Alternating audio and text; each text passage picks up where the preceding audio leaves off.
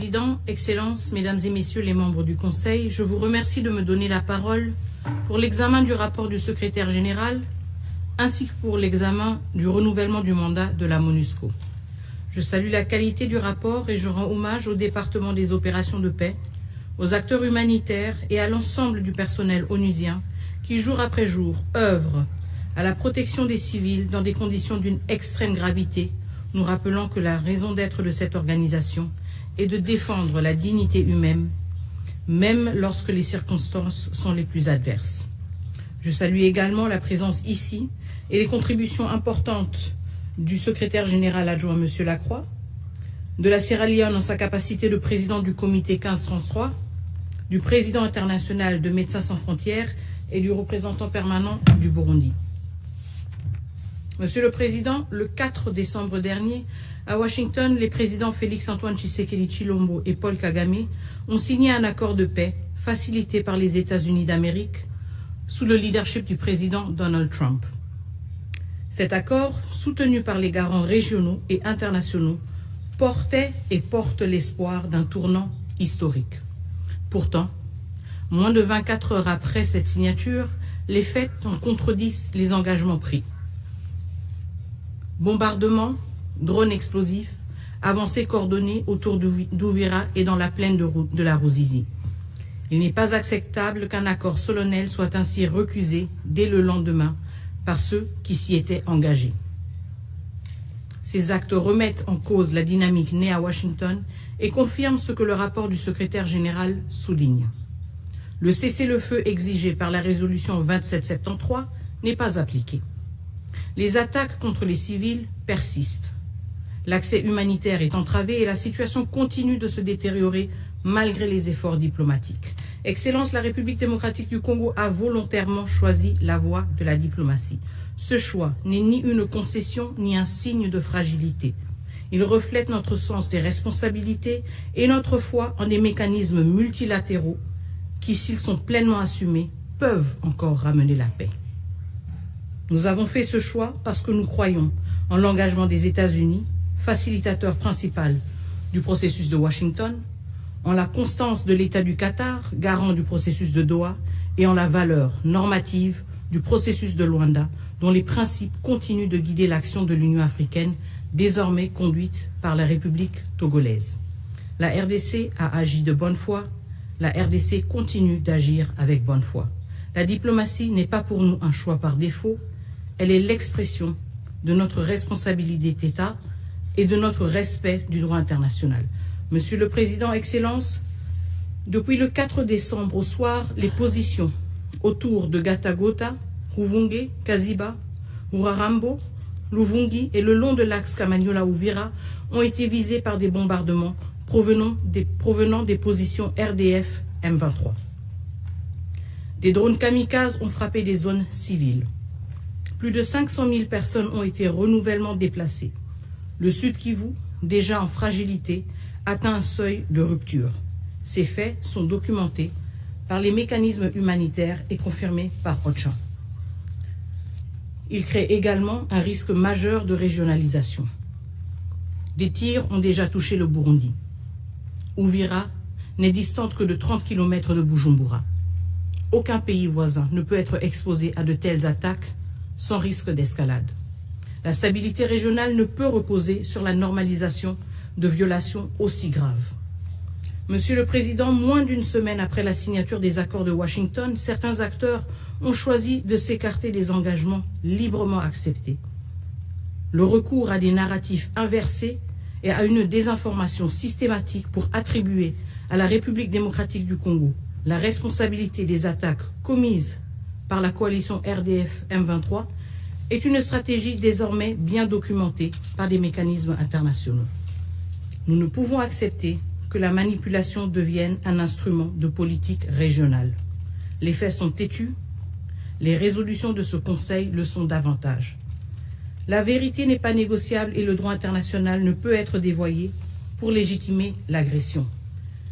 Les violations constatées contreviennent à la résolution 2773, à l'accord du 27 juin signé à Washington, à l'accord signé à Washington le 4 décembre, à la déclaration de principe et l'accord cadre de Doha et aux conditions même de la mise en œuvre du cadre d'intégration économique régionale aussi signé à Washington.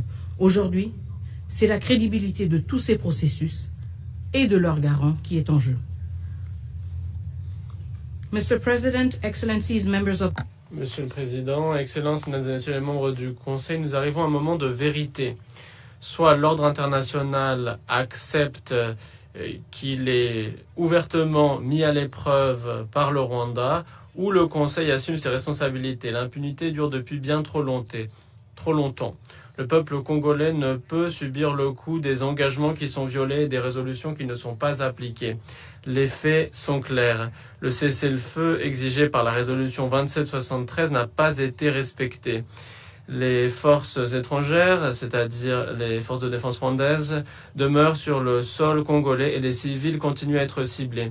L'accès humanitaire est entravé, la désinformation est utilisée délibérément afin de faire porter la responsabilité à d'autres et de protéger les criminels. La crédibilité de tous les processus, Washington, Doha et la facilitation africaine ne dépendent que d'un principe, la redevabilité.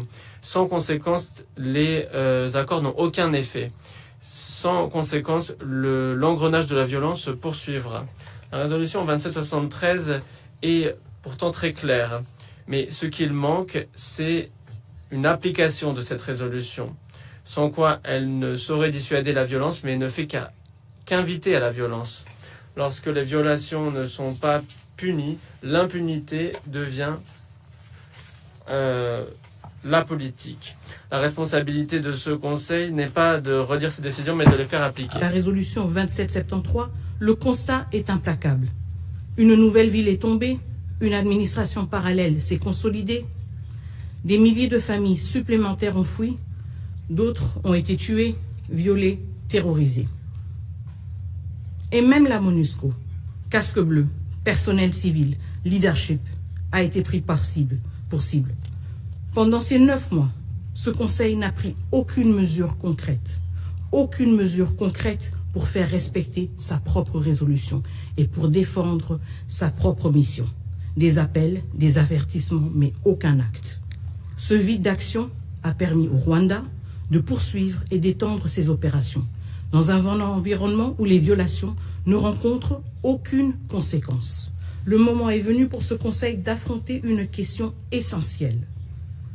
Comment, en 3 décennies de crise, l'absence de mesures coercitives a-t-elle contribué à la persistance de ces violations? Monsieur le Président, la résolution 2773 demeure la boussole de l'engagement onusien. Elle doit être appliquée dans toute sa portée, sans ambiguïté ni exception. La RDC appelle à un mandat robuste, cohérent et adapté aux réalités du terrain, et protecteur de l'autorité de ce même Conseil. Le mandat renouvelé doit garantir la protection des civils, réaffirmer le retrait des forces étrangères, soutenir les opérations humanitaires, inclure explicitement la protection des casques bleus, du personnel civil et du leadership de la MONUSCO, condamner toute attaque contre eux et empêcher tout contournement des décisions du Conseil. Car en effet, l'obstruction du mandat des Nations Unies par le Rwanda et le M23 ne peut jamais justifier son affaiblissement. Ce Conseil ne peut céder face à ceux qui le défient et qui défient son autorité. Monsieur le Président, la RDC est un pays africain. Elle fait aussi pleinement partie de la communauté internationale. Nous respectons les solutions africaines aux problèmes africains. Mais cela ne peut devenir un relativisme juridique permettant de contourner les normes universelles. Il n'existe pas de version régionale des droits de l'homme ou de la souveraineté. Toute solution durable doit s'appuyer sur les principes universels de la Charte des Nations Unies. Monsieur le Président, Excellences, Mesdames et Messieurs les membres du Conseil, le peuple congolais a choisi la paix. Il l'a demandée, il l'a négociée, il l'a signée. Il ne doit pas payer le prix de la mauvaise foi de ceux qui tournent le dos à leurs engagements. La paix ne peut reposer sur des promesses non tenues. Le peuple congolais a droit à la sécurité, à la justice et au respect du droit international. Ce Conseil doit agir pour que ces droits ne restent pas théoriques, mais deviennent enfin une réalité. C'est pourquoi la République démocratique du Congo appelle ce Conseil à mettre en œuvre intégralement la résolution 2773. Imposer des sanctions ciblées contre les responsables militaires et politiques de l'agression, instaurer un embargo total sur les minerais exportés comme rwandais, révoquer le statut de contributeur de troupes du Rwanda aux opérations de maintien de la paix des Nations Unies et établir un régime de notification systématique pour tout transfert d'armes vers le Rwanda.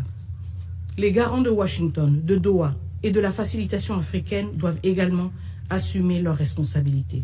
Ces accords ne survivront qu'à la condition d'une fermeté collective et cohérente. Il appartient désormais à la communauté internationale de faire respecter les engagements pris et de permettre enfin l'avènement d'une paix durable dans l'est de la République démocratique du Congo et dans toute la région des Grands Lacs. Je vous remercie.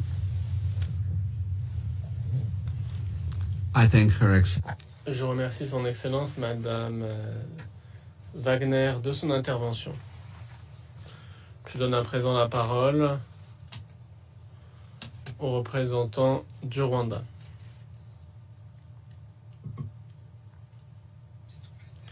Monsieur le Président, je vous remercie de m'avoir donné la parole. Tout d'abord, je me félicite de la manière dont vous dirigez les travaux du Conseil ce mois-ci. Je salue les membres du Conseil qui arrivent à la fin de leur mandat. Votre service, votre contribution aux travaux du Conseil est inestimable. Je remercie le secrétaire général adjoint, M. Lacroix, le docteur Mohamed Abdelmoneim, des informations présentées. Je prends note du rapport du secrétaire général. Je prends acte des déclarations que nous avons entendues.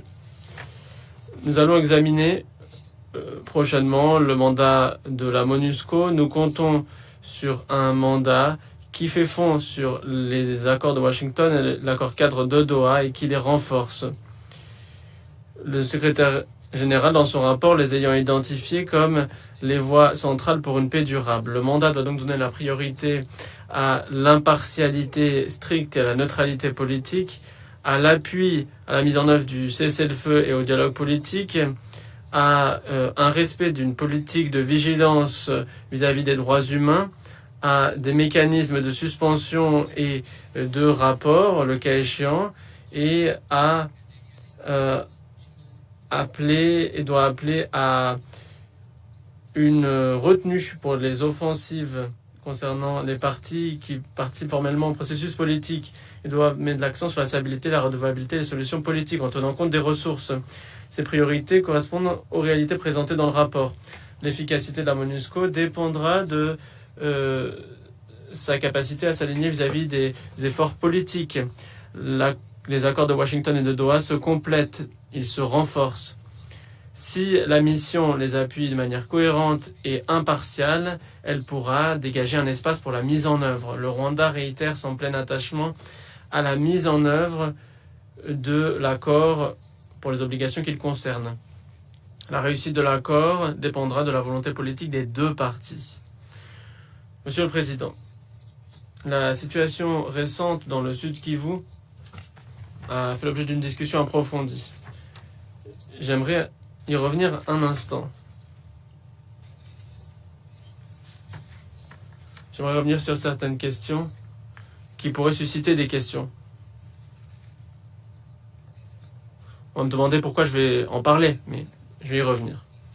En 1994, dans cette salle, l'ambassadeur Kovac de la République tchèque, l'ambassadeur Keating de Nouvelle-Zélande, l'ambassadeur Gambari du Nigeria ont affirmé que les Rwandais étaient en train d'exterminer. Un groupe ethnique allait être exterminé. Ils n'avaient jamais été au Rwanda, mais ils ont exécuté leurs responsabilités, se sont opposés au silence et au déni que l'on avait observé dans cette salle pour qualifier le génocide pour ce qu'il était au Rwanda. Je suis donc ici, j'ai survécu parce que il y avait ces diplomates courageux qui se sont acquittés de leurs responsabilités.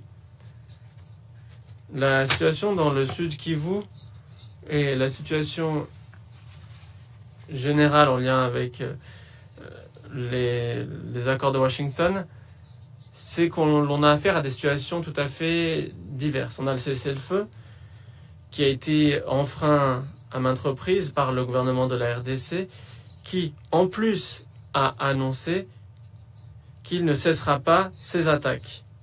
Les attaques aériennes sont également des attaques, des offensives.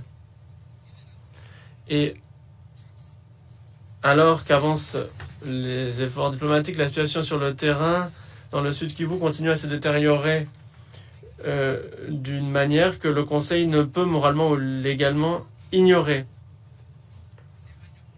Depuis 2017, les Banyamulenge, une communauté qui parle Kinyarwanda Tutsi en RDC, a connu des persécutions systématiques et des escalades. Et j'aimerais souhaiter revenir sur ça, c'est ce qui nous a amené à cette situation. J'aimerais revenir sur certains incidents qui s'inscrivent dans cette campagne durable et systématique de persécution des Banyamulenge qui parlent Kanyarwanda et qui sont Tutsi, groupe ethnique. Depuis 2017, plus de 85% des villages de cette ethnie ont été détruits dans le sud Kivu. 700 000 têtes de bétail. Or, c'est l'épine dorsale économique pour ces communautés ont été tués. Le 25 août 2025, les milices Wazalendo et les FARDC ont émis un ultimatum de 10 jours en exigeant que les Banyamulenge quittent Uvira, sinon ils seraient tués, en leur interdisant d'accéder au marché, aux points d'eau et à d'autres moyens de survie essentiels. Le 4 septembre 2025, une décision a été prise pour refuser aux civils Banyamulenge l'accès aux points d'eau publics parce qu'ils étaient qualifiés d'ennemis. Du 5 au 8 septembre 2025, les civils Banyamulenge ont été enlevés et abattus, alors que des foules criaient, appelaient à la fin des Banyamulenge. C'est un indicateur précoce de crimes d'atrocité, discrimination, déshumanisation, déplacement forcé et refus d'accès aux services essentiels. Des dizaines de milliers de soldats burundais ont été déployés dans le sud Kivu sur invitation du gouvernement de la RDC. Et cela s'ajoute à la présence des FDLR, des mercenaires, des Wazalendo et d'autres milices. Ces troupes ont organisé des barrages militaires coordonnés qui ont aggravé la situation déjà décrite. Ces opérations, avec les FARDC, les FDLR, les milices affiliées, ont conduit à imposer un siège aux populations Banyamulenge. Il y a d'autres groupes ethniques. Il y a les Mbamembe, Bafulero, un autre groupe ethnique dont j'oublie le nom à l'instant, qui sont concernés. Et qui sont présents plutôt, mais cela n'a été imposé qu'aux Banyamulenge.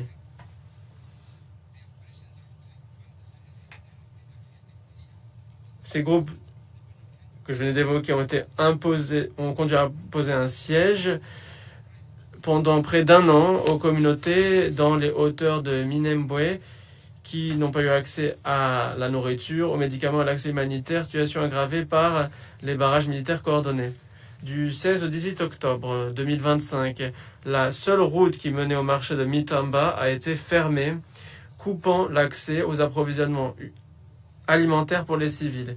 Le 6 décembre 2025, un groupe de 80 à 100 civils Banyamulenge, essentiellement des femmes, qui amenaient de la nourriture à leurs familles qui mouraient de faim, ont été victimes d'une embuscade par une coalition FARDC, burundaise et Mai Mai. Il y a eu des informations indiquant qu'il y a eu des meurtres, des tortures, des violences sexuelles. Ce qui est aussi su, mais que l'on ignore, c'est l'ampleur des frappes aériennes commises par les forces gouvernementales de la RDC et leurs alliés qui continuent à affecter les civils déjà assiégés, à savoir notamment Le 29 août 2025 et à d'autres dates, il y a eu des frappes de drones répétées touchant les franges des camps de déplacés Banyamulenge près de Mikenke. Le 27 septembre 2025, un drone CH4 a bombardé Nzibira dans le sud Kivu. Le 15 novembre 2025, des drones opérés par Kinshasa ont bombardé Mikenke, un village accueillant des Banyamulenge déplacés. Entre mars et décembre, il y a eu 50 frappes aériennes dans cette zone. Et personne n'en parle.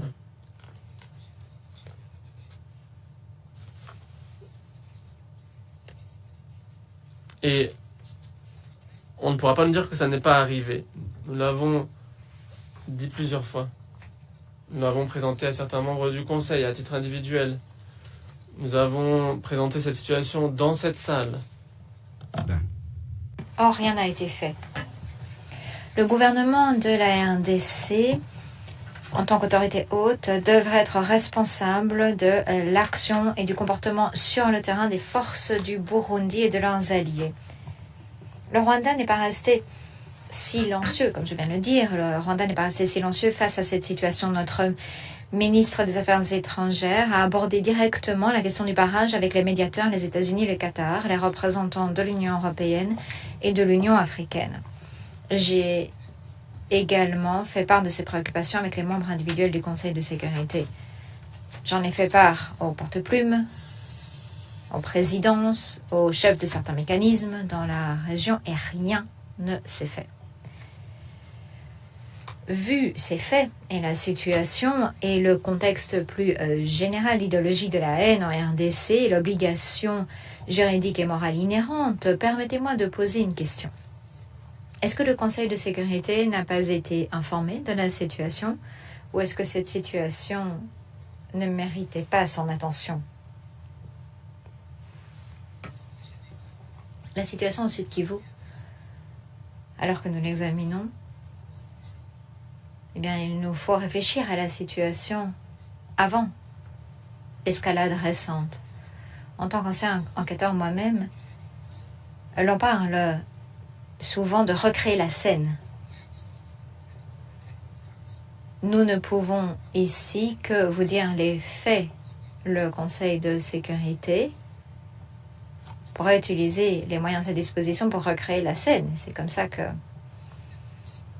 l'on saura exactement tous les principes que nous avons évoqués, les principes de souveraineté, d'intégrité territoriale. Nous estimons qu'il faut les respecter, ces principes. Mais tous ces principes sont menacés. Les faits sont têtus, oui. Les résolutions sont encore plus têtues. Et dans les résolutions,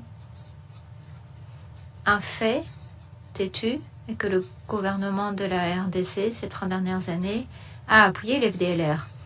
Les FDLR ne menacent pas uniquement l'intégrité territoriale du Rwanda, mais menacent l'existence même du Rwanda et de sa population. L'un de mes oncles avait payé pour être tué par une balle, parce que soit il choisissait d'être tué par balle ou par machette. L'un de mes oncles a payé de l'argent pour être tué par une balle.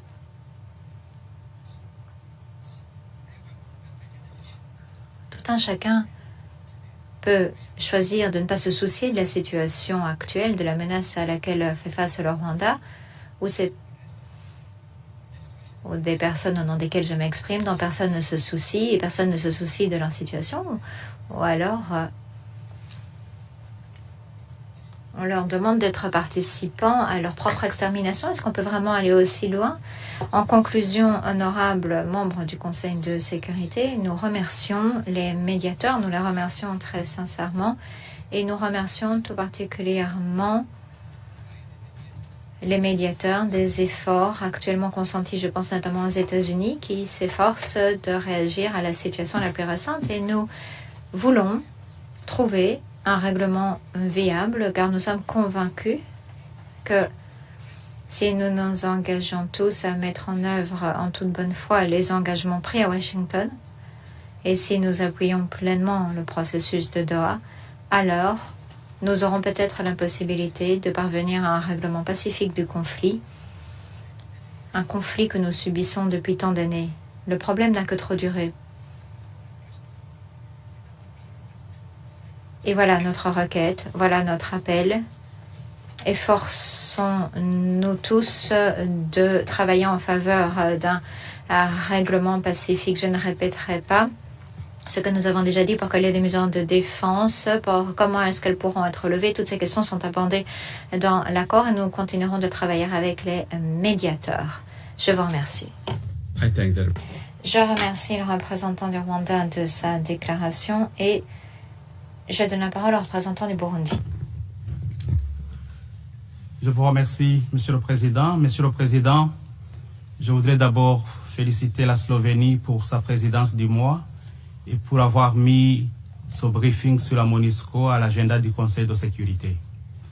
Le Burundi remercie le secrétaire général pour la présentation de son rapport et salue les efforts constants de la MONUSCO qui travaille dans des conditions extrêmement complexes. Nous apprécions également l'occasion qui nous est donnée de partager notre analyse de la situation sécuritaire et voudrions attirer l'attention du Conseil sur l'évolution dramatique de la situation sécuritaire et humanitaire, en particulier la ville d'Uvira et ses environs, et les déplacements massifs des populations avec de milliers de réfugiés se trouvant au Burundi, notamment dans la province Bujumbura, en commune de Cibitoke. Le Burundi souhaite dénoncer la violation répétée et répétitive de la résolution 2773 manifestée par la prise d'Uvira par l'armée rwandaise. Ces opérations ont visé et entraîné des victimes civiles innombrables. Nous sommes particulièrement préoccupés par les attaques transfrontalières, y compris l'usage d'artillerie, de drones et d'autres moyens létaux dont certains ont atteint des localités du territoire burundais. Ces actes violent la souveraineté du Burundi, compromettent la sécurité des populations civiles et fragilisent les efforts collectifs de paix. Nous pensons que le moment exige de la lucidité, du courage politique et un engagement collectif en faveur de la mise en œuvre pleine et entière des résolutions du Conseil de sécurité, en particulier la résolution 2773. Les engagements récemment pris, y compris ceux entérinés dans les accords signés à Washington, doivent être respectés par toutes les parties, sans ambiguïté et sans conditions préalables. Dès lors, nous appelons le Conseil à, premièrement, veiller à ce que les résolutions du Conseil soient appliquées de manière impartiale, car la crédibilité collective de ce Conseil dépend de sa capacité à garantir leur mise en œuvre effective. La pertinence et la crédibilité de la MONUSCO sont en jeu. Deuxièmement, protéger les civils, surtout les femmes et les enfants, qui demeurent les principales victimes d'un conflit qui leur a été imposé. Nous appelons le Conseil, troisièmement, à plaider pour une assistance humanitaire d'urgence face à la dégradation de la situation humanitaire et au manque criant des moyens aux agences du système des Nations Unies pour répondre aux besoins élémentaires des réfugiés installés à Gatumba et à Cibitoke. Nous appelons également le Conseil à convoquer une réunion d'urgence du Conseil dans laquelle il pourrait prendre des mesures robustes visant à stopper cette escalade dangereuse et pouvant comprendre un embargo sur les armes et un régime de sanctions économiques afin d'empêcher la poursuite de ces opérations militaires meurtrières en violation du droit international et de la Charte des Nations Unies en particulier. Nous appelons également le Conseil à appuyer la RDC et les États voisins dans des efforts coordonnés de lutte contre les groupes armés dans le strict respect des frontières internationales reconnues. Nous appelons enfin le Conseil à renforcer son soutien aux mécanismes régionaux de vérification et de suivi afin de documenter les violations, prévenir l'escalade et reconstruire la confiance. Par ailleurs, le Burundi souhaiterait informer cet auguste Conseil qu'il a pris très au sérieux le message des bombes envoyées à partir du Rwanda le 4 décembre sur le sol burundais, dans la commune de Cibitoke, blessant une femme et un enfant. Nous considérons cet acte comme une provocation grave et une manifestation d'une attitude belliqueuse que nous condamnons fermement. Je tiens à être clair, la retenue a des limites. Si ces attaques irresponsables devaient se poursuivre, il deviendrait extrêmement difficile d'éviter une escalade directe entre nos deux pays. Le Burundi ne pourra pas tolérer des violations répétées de son intégrité territoriale et se réserve le droit de faire usage de la légitime défense conformément à l'article 51 de la Charte des Nations Unies. Le Burundi reste un partenaire fiable pour la paix et la sécurité régionale. S'il a pu défendre les populations civiles avec hauteur dans toutes les missions où il a été déployé, le Burundi ne peut pas croiser ses bras face aux provocations et à la violation de son intégrité territoriale. Il ne peut pas croiser ses bras face aux attaques contre la population, sa population, et nous ne pouvons pas croiser nos bras face aux atteintes portées à la stabilité de nos frontières. Notre message aujourd'hui est donc un message d'appel à la mesure, à la fermeté contre les violations avérées et à une action concertée qui permette à l'est de la RDC et en particulier à des zones comme Uvira d'entrevoir enfin un avenir de paix durable. Je vous remercie.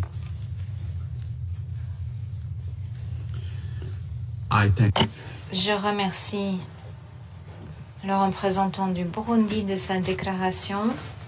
Le Rwanda a demandé la parole pour faire une nouvelle déclaration